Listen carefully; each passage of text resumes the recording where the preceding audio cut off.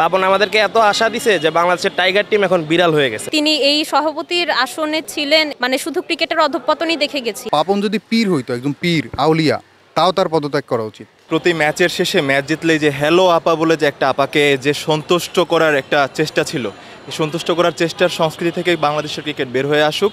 পাপন পদত্যাগ করছে, এটা খুবই ভালো হয়েছে। এটা ভালো হয়েছে এই কারণে, পাপন যদি পীর হইতো, একদম পীর আউলিয়া, তাও তার পদত্যাগ করা উচিত। কারণ যে এই ধরনের ফেডারেশনে, যে কোনো স্পোর্টস ফেডারেশনের দায়িত্বে লাগাতার অনেক বছর থাকা, এটা আমার কাছে যৌক্তিক মনে হয় না। আমার মনে হয় যে এইখানে নেতৃত্বের পরিবর্তন দরকার। নেতৃত্বের পরিবর্তন না আসলে যে কোনো জায়গায় একজন খুবই ভালো মানুষকে বসায় দিলেও সে একটা সময় গিয়ে স্বৈরাচারী হয়ে যাবে বা তার মতো করে সব কিছু করতে চাবে।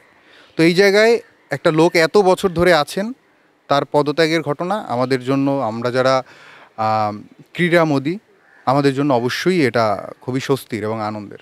এটা নিঃসন্দেহে খুবই ভালো একটা পদক্ষেপ যে পাপনকে আমরা এতদিন ধরে, মানে তিনি এই সভাপতির আসনে তিনি ছিলেন এবং আমরা একের পর এক মানে শুধু ক্রিকেটের অধঃপতনই দেখে গেছি। এখন আমি একেবারেই ক্রিকেট দেখা মোটামুটি বাদই দিয়েছি বলা যায়। এখন আবার একটা নতুন মুখ, সভাপতির আসনে নতুন একটা মুখ এসেছেন, তিনি বাংলাদেশের সাবেক অধিনায়ক। অবশ্যই এটা একটা আশার আলো বাংলাদেশ ক্রিকেটের জন্য।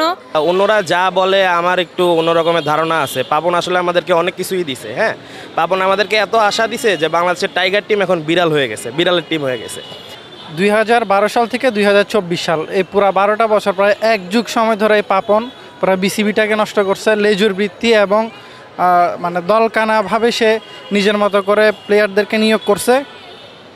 এর ফলে যে আমাদের ক্রিকেটের যে একটা অধঃপতন দেখতে পাই, মানে দলের যে একটা নড়বড় অবস্থা, এই সব কিছু মিলে এখন বাংলাদেশের ক্রিকেটের প্রতি আমাদের যে একটা আস্থা ছিল, এটা না। এখন মানুষজন আর তেমন একটা খেলা দেখে না।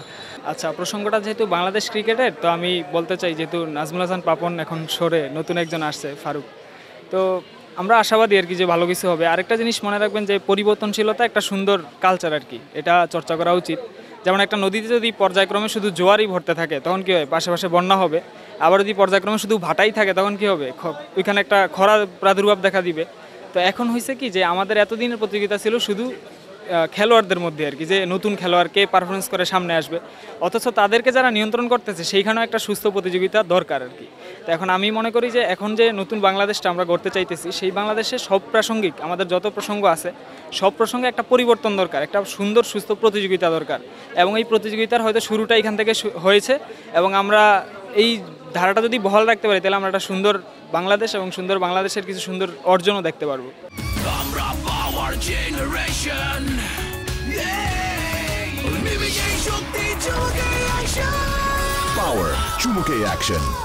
আমার প্রত্যাশা হচ্ছে প্রতি ম্যাচের শেষে ম্যাচ জিতলেই যে হ্যালো আপা বলে যে একটা আপাকে যে সন্তুষ্ট করার একটা চেষ্টা ছিল, এই সন্তুষ্ট করার চেষ্টার সংস্কৃতি থেকে বাংলাদেশের ক্রিকেট বের হয়ে আসুক।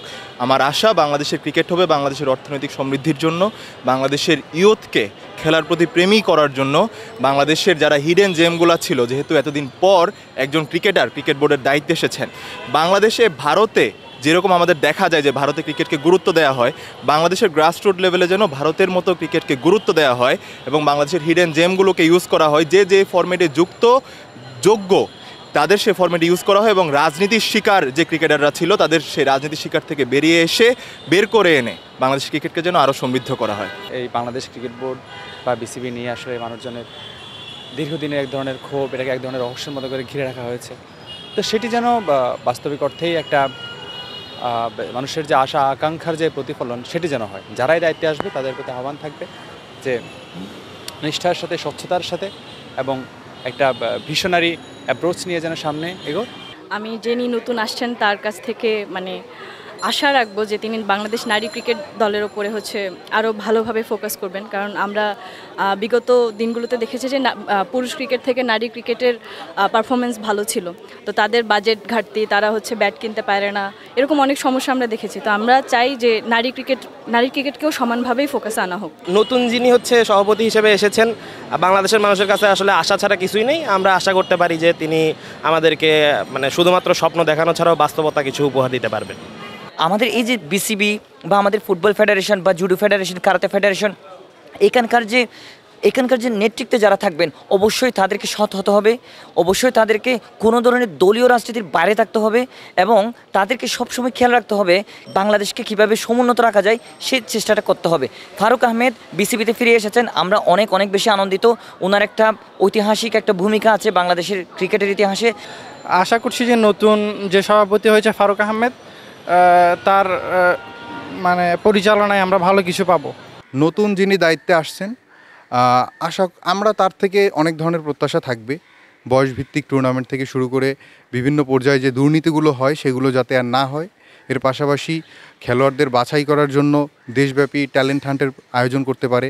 এটা জাস্ট এর বাইরে মানে যা যা করা দরকার, আমি সব ভালো বলতেও পারবো না, সেগুলো অবশ্যই আমরা তার থেকে প্রত্যাশা রাখি। মোট কথা হচ্ছে বাংলাদেশের ক্রিকেটটাকে আবার নতুন করে ঢেলে সাজানো, এবং আমরা দীর্ঘদিন ধরে টাইগার তকমা নিয়ে আছি কিন্তু আমাদের কোনো ট্রফি নাই, আমাদের বিশেষ কোনো সাফল্য নাই। এই জায়গায় আসলেই দৃশ্যমান কোনো সাফল্য আমরা খুব দ্রুত বা দূর ভবিষ্যতে হোক আমরা দেখব এই নেতৃত্বের হাত ধরে বা এই ধারাবাহিকতার হাত ধরে, সেটাই প্রত্যাশা রাখি।